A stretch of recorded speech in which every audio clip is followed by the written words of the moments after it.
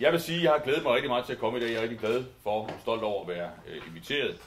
Det er der 2 årsager til. For det første, så er det mit første spadestik, og det er nu, altså det er jo fint nok at klippe snore over, men det der med et spadestik, det er der ligesom lidt mere noget rigtigt i.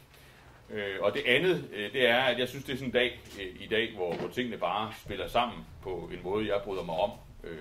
Det er høj sol, det er forår, og det er det jo også i Danmark og for vores økonomi, tror jeg bestemt på.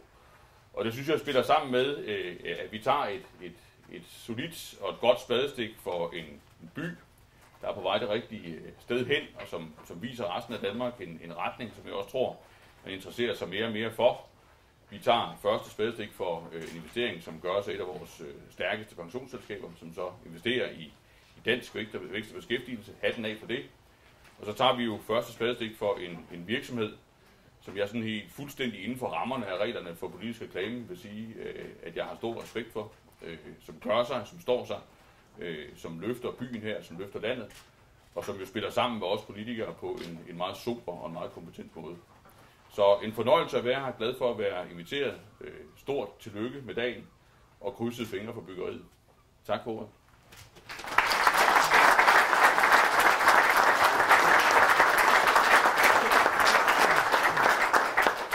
Næste taler, det er borgmester Johnny Søtrup. Værsgo, Johnny. Tak for det. Det siges, at forventningsglæde er en af de største her i tilværelsen, og jeg vil sige, derfor er min glæde i dag rigtig, rigtig stor, og vi har faktisk ventet ganske lang tid på at kunne komme til at tage det her første spadestik.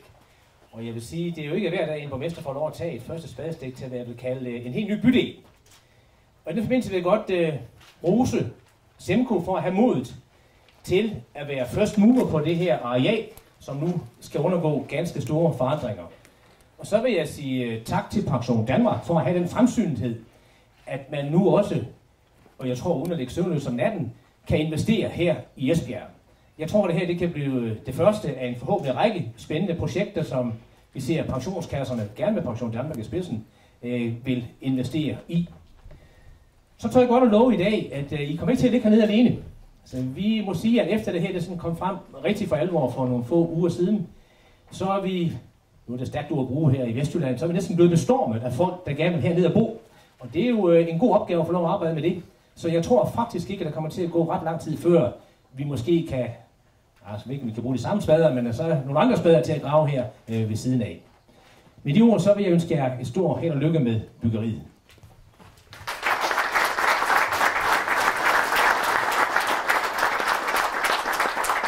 Tak til borgmesteren. Næste taler, det er Sten Brødbæk, Semco.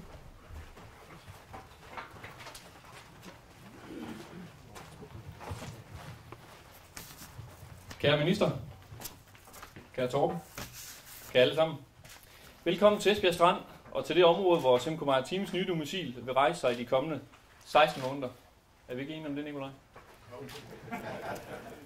Det glæder mig at være med til på firmaets vegne at tage det første spadestik til det, der bliver kaldt et af Esbjergs mest ambitiøse byggeprojekter i nyere tid, og Semcos nye domicilbyggeri, hvor vi får en placering her på Esbjerg Strand med nogle innovative løsninger i en smuk og en ny bydel, hvor vi kommer til at ligge lige ved siden af hav og en lille lystbådehavn, og på den modsatte side, der har vi vores egne faciliteter til vores fabrikation og til vores rekopgraderinger.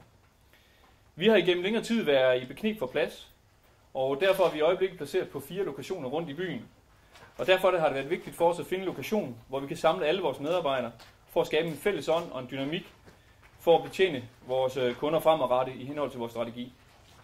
Og jeg skal bede de 5 talere om at komme over til mig og få en spade. Og... Så der ikke ramme det rigtigt sted. Nej, ikke i knæhøjde.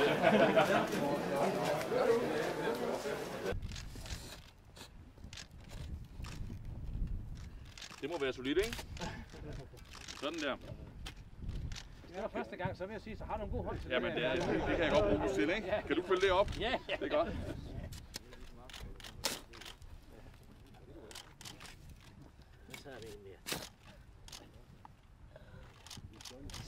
Det er også ganske udmærket. Det er fint. Det har du prøvet før. Det er godt. Det gør vi. Så nu.